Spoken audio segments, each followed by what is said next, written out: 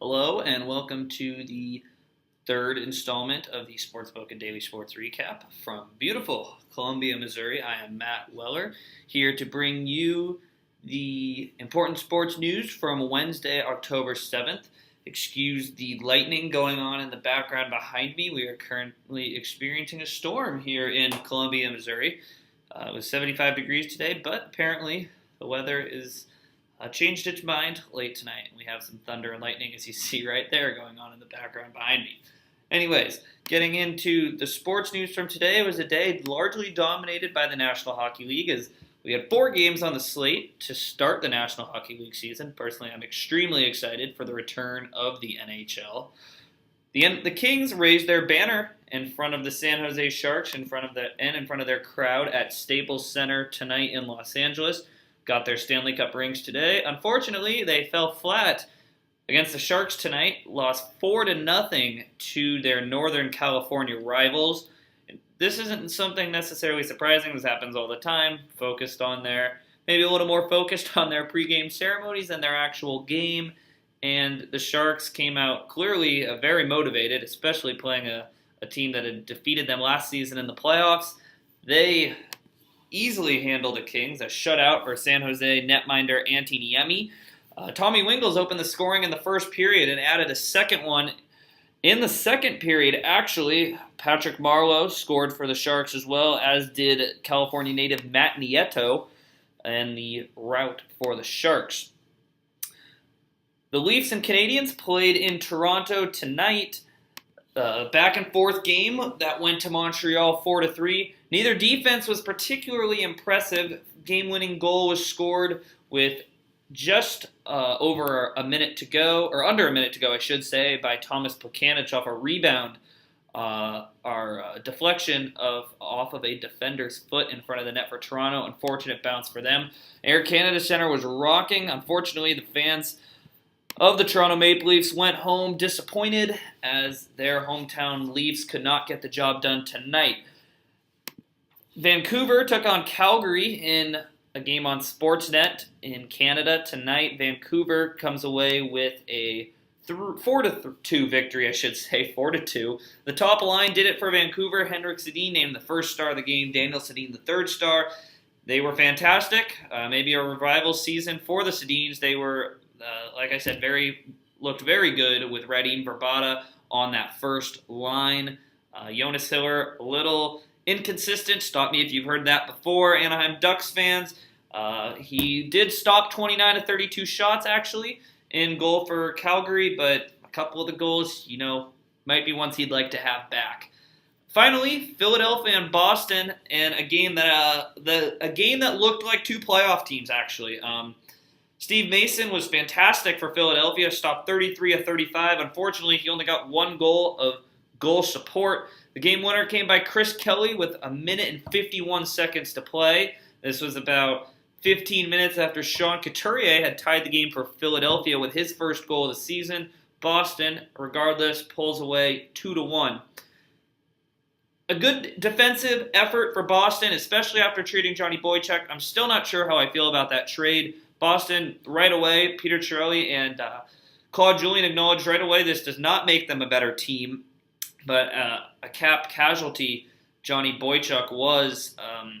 Depending on who you listened to, Boston had different options, or they didn't have different options.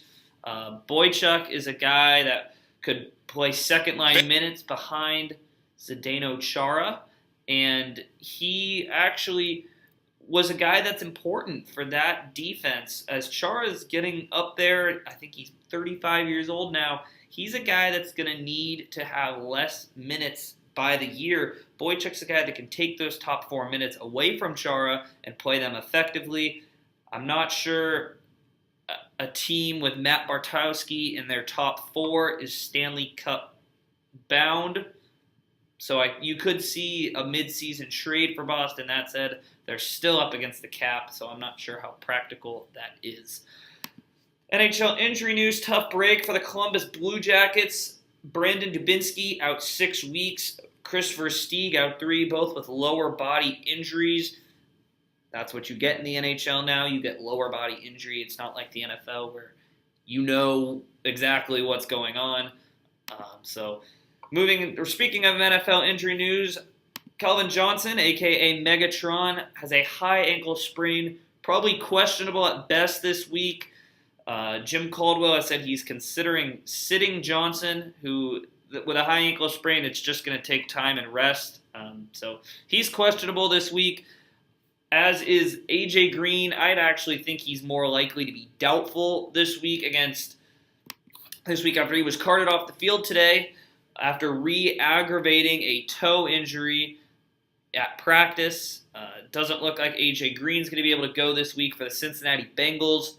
Finally, Carson Palmer looks like he may be able to go this weekend after his shoulder injury continues to improve. He left Denver, where the Cardinals were playing last weekend, after getting good news from the doctor saying he may be able to go next Sunday for the Cardinals as they play Washington, which is an encouraging sign for them, as Drew Stanton is not a for sure thing after leaving the game with what looked to be a concussion on Sunday, leaving Logan Thomas, the rookie quarterback out of Virginia Tech, as their only healthy quarterback right now.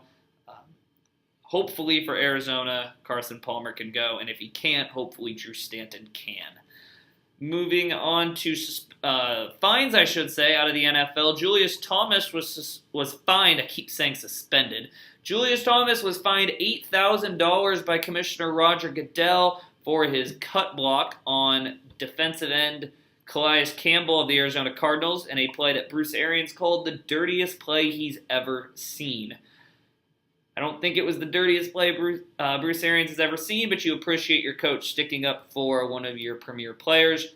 I think the fine is warranted. It was not necessarily a clean play. You see what Thomas is trying to do, but definitely something that deserves a fine, in my opinion at least. In the NBA, we talked a couple days ago about a fight between Joakim Noah and Paul Pierce. Noah and Pierce were both suspended $15,000 by the NBA today. But the real news is 4 players from the Washington Wizards were suspended 1 game during the preseason for leaving the bench. Those players were DeJuan Blair, Nene, Daniel Orton, and Xavier Silas, all suspended a game for leaving the bench during a fight. That is an automatic NBA rule. There is no appealing that decision.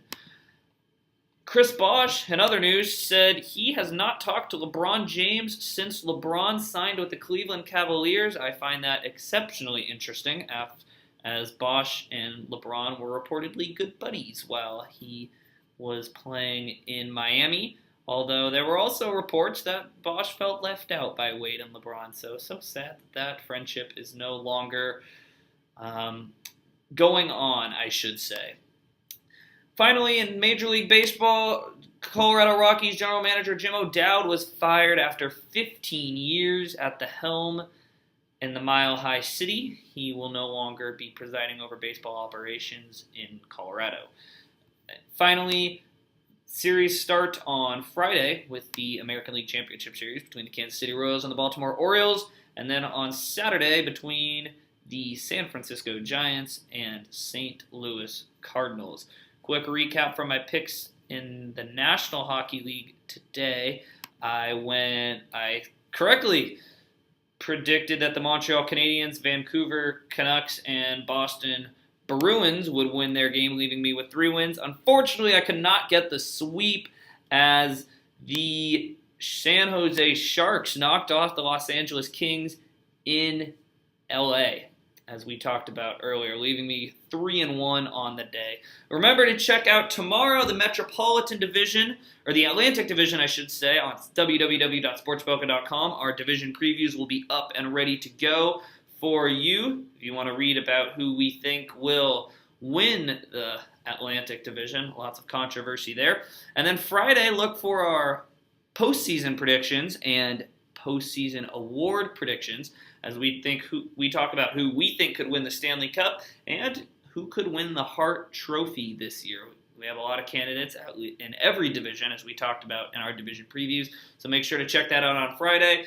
If you have any suggestions or comments on the Sportspoken Daily Sports Recap, please feel free to email me. My email is in the description of this video or send something in the comments. Your comments are greatly appreciated. And don't forget to check out www.sportspoken.com. Once again, I'm Matt Weller, and thank you for watching the Sportspoken Daily Sports Recap.